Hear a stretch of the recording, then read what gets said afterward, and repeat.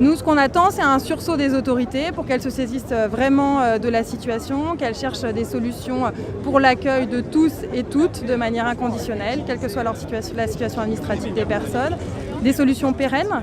Pas de remise à la rue après quelques jours, quelques semaines dans un gymnase.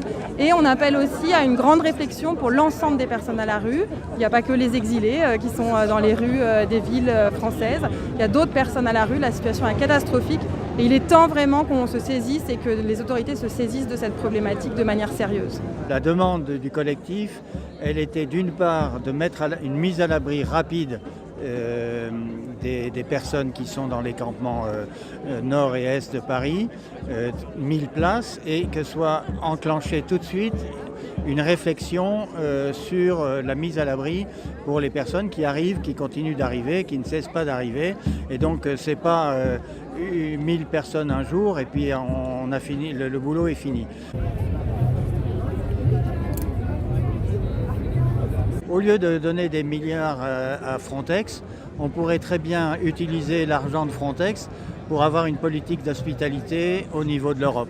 C'est un vrai débat en fait européen finalement. C'est tous ces États qui aujourd'hui externalisent leurs frontières, la France inclus. Que l'État fasse ce qu'il est censé faire, c'est-à-dire à minima loger les demandeurs d'asile, puisque les familles, encore une fois, qu'on a en face de nous sont légalement en France.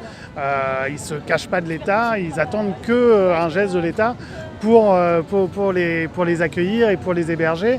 Donc c'est d'ouvrir un accueil de jour pour les familles, pour les plus vulnérables, et de gérer l'accueil, l'hébergement de nuit de manière pérenne et pas en s'appuyant sur de l'hébergement d'urgence pour une nuit ou deux.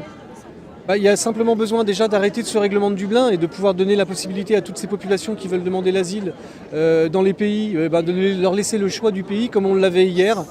En clair, on a changé les règles de l'asile et ce règlement de Dublin n'est ni plus ni moins qu'un mur invisible, un mur administratif qui empêche toutes ces populations aujourd'hui de pouvoir demander l'asile. Donc nous, ce qu'on demande déjà, c'est la fin de cette réglementation et de ce dispositif de Dublin.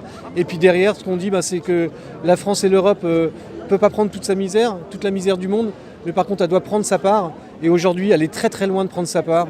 Et quelque part, honte à nous et honte à nous.